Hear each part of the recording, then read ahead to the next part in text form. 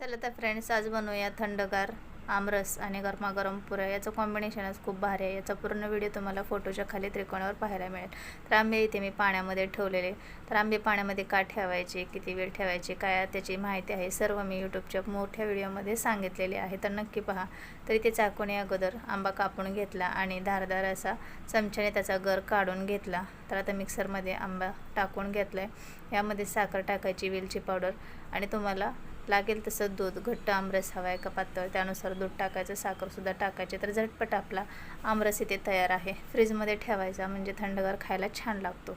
तर इथे मी मोठी एक चपाती लाटून घेतलेली मीडियम अशी, त्याच्या अशा डब्याने पुऱ्या करून घेतल्यात।